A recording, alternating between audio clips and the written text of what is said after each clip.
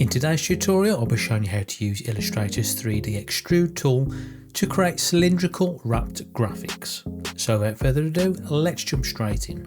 Okay, so once you're in Illustrator, you want to create yourself a small banner about 1500 pixels wide and about 140 to 200 pixels in height. Obviously you don't want the banner too wide, as this will mean the contents will be hard to see, and you don't want it too short, as this will mean the graphic won't wrap around the cylinder. I also think a nice touch to the banner is to also have a serrated edge, as it would give the appearance that the banner was at some point connected. And we can do this serrated edge by using the ZigZag tool. Start off with the line segment tool and simply drag out a line anywhere within the artboard, making sure that the fill type is set to stroke, and then while that line is still selected, go to Effect, Distort and Transform, and then select the ZigZag option. Within the ZigZag options window, you want to set the size to something around 10 pixels, and you can increase or decrease the ridges per segment, but I think a good overall number to start with is 4, and then you can choose the point type, whether to have it smooth or more of a corner or sharper edge. I'm going to go with the sharper edge because I just think it looks better, and then I'm just going to press OK and then go to Object, Expand Appearance, just to bake in that effect. Next, while that line's still selected, go to Object, Expand, and just click OK on the expand options to expand that stroke fill to a solid fill, and then while it's selected, just hold down the Shift key and rotate the line 90 degrees, and then while the line is still selected, hold down the Shift key and select the solid rectangle which makes up the banner. Once the two objects are selected, single click once more on the rectangle to make that the key object, and then use the alignment tools and then horizontally align it left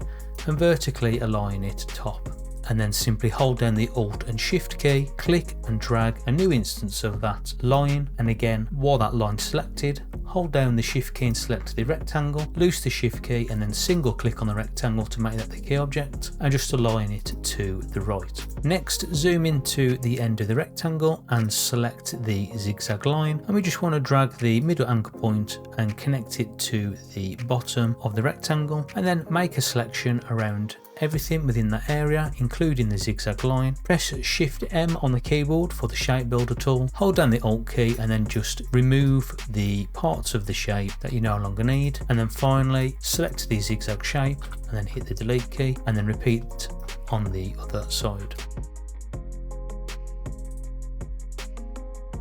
Finally, make a selection around everything and then go to Object, Group, and then go to Window and then select the Symbols panel. Select your banner and then simply just drag it into the Symbols box. Give the symbol a name, I'm just going to call this banner 1, and then change the export type to graphic, and then we can keep that as a dynamic symbol and then just press OK. And then if you've got another banner, which in my case I have, I'll just drag that second one in there and call this banner 2, and again change that to graphic and then press OK. Select the banner and just move that off the artboard, and then select the ellipse tool and just drag out an ellipse within the artboard. While that ellipse is selected, go to Effect, 3D Materials, 3D Classic, and then select the Extrude and Bevel option. You can leave all the settings as they are. Apart from the extrude depth, this needs to be a higher number than the height of your banner, and then we want to select the Map Art option. Within the Map Art option, tick the invisible geometry, and then we want to change the surface to the third one along, and then within the symbol drop down, select our first banner, and then we can just scale this to make it bigger, and then you want to hold down the Shift key and then simply just scale up the artwork so it fills the space. And we can just look at the preview, that looks fine, and then select OK, and then we can just use the handles on the box or the input fields to change the angle of the sphere, so something like that.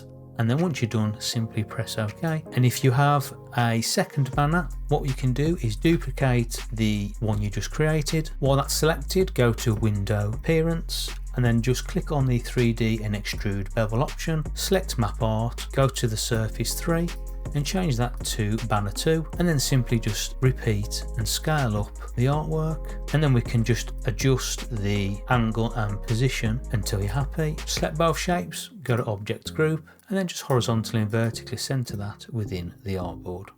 And there you have it. You learned how to create cylindrical wrapped graphics in Adobe Illustrator.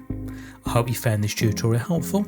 If you did, be sure to like, share and subscribe for more tutorial content. Until next time, I'll see you all in the next one.